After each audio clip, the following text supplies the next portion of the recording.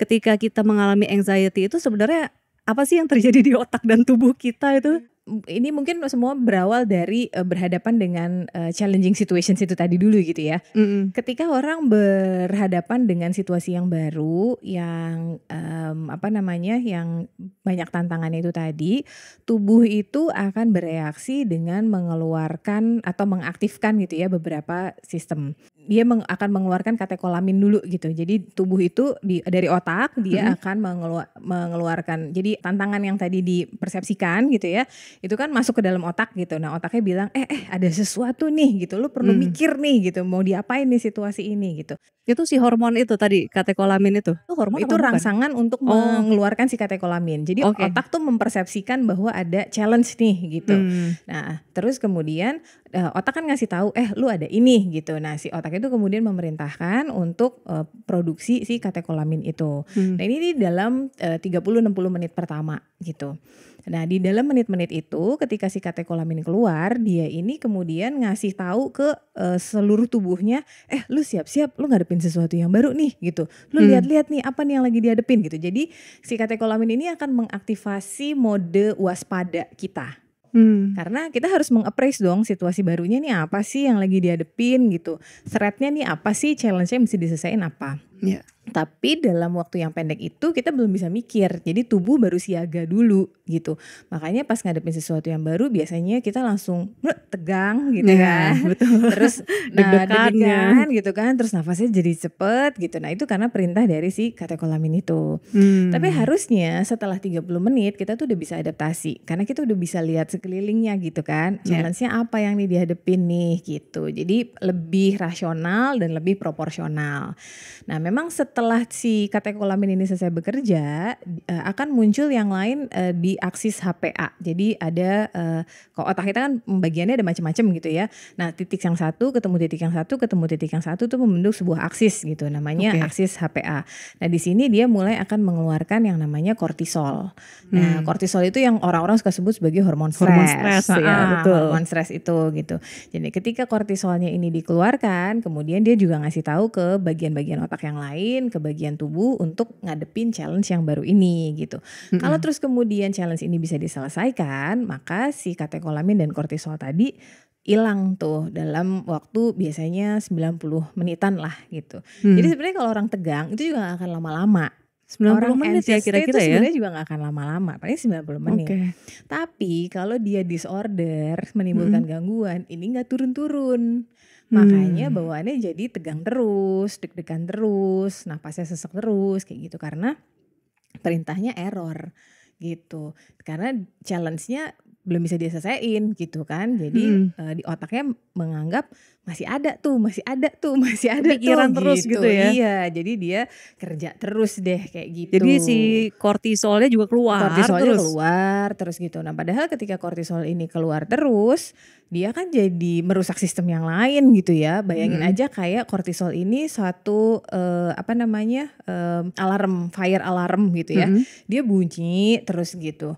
Padahal nggak ada gitu, sumber apinya tuh nggak ada gitu, smoke-nya tuh nggak ada dari smoke detector gitu kan, smoke-nya nggak ada tapi dia kayak mendeteksi si smoke-nya terus, jadi dia bunyi terus gitu. Nah bunyi terus kan bikin air dari itu keluar terus tuh untuk memadamkan apinya, tapi kan lama-lama airnya habis ya gitu. Jadi itulah yang kayak energi orangnya itu jadi habis kalau dia punya anxiety disorder karena kerja terus gitu.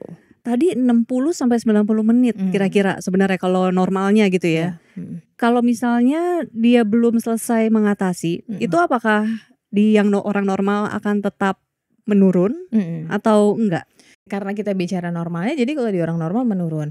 Sebenarnya 60-90 menit itu nggak harus situasinya jadi teratasi ya, atau challenge-nya itu jadi teratasi, tapi dia udah tahu apa yang perlu dia lakukan untuk ngatasin itu. Makanya itu udah bukan di-perceived as threat atau challenge lagi.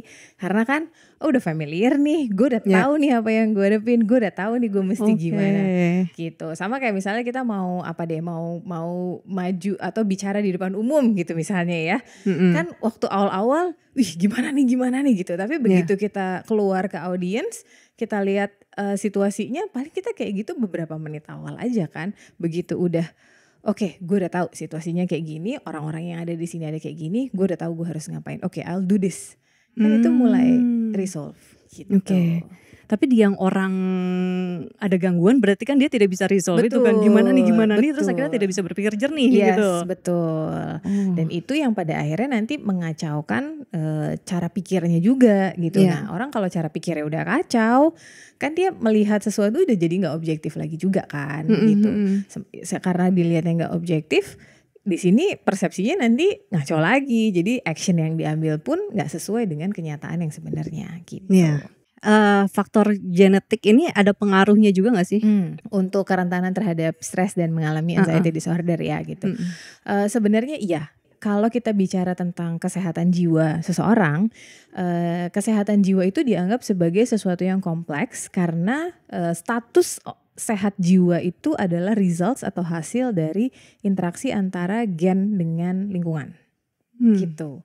Jadi kalau genetiknya dia misalnya memang ada traitnya, dikombine dengan lingkungan yang juga kemudian beresiko, maka kemungkinan ini menjadi sebuah masalah kesehatan jiwa atau bahkan gangguan jiwa ya tentu jadi lebih besar gitu. Kalau tadi dia bikin gejala fisik kayak jantung berdebar segala macam itu tuh penyebabnya tuh karena tadi ya ada aksis-aksis yang nyambung gitu berarti. Karena kan otak kita itu pusat segala perintah ya gitu. Jadi apapun yang dikeluarkan oleh otak kita, perintahnya itu akan nyampe ke seluruh tubuh gitu, termasuk ke pembuluh darah yang kecil gitu. Jadi ketika si kortisol itu dikeluarkan gitu ya, dia akan nempel ke reseptor-reseptor di seluruh tubuh gitu. Dia akan kasih tahu apa yang harus mereka lakukan ketika aku keluar gitu. Jadi pembuluh darah nanti pada konstriksi gitu ya, dia pada mengecil, terus kemudian jantung jadi memompa lebih cepat gitu. Padahal kalau pompa cepat-cepat darahnya kan belum masuk ke jantung. Jadi waktu dipompa ya masih kosong sebenarnya, belum ada lagi yang dipompa.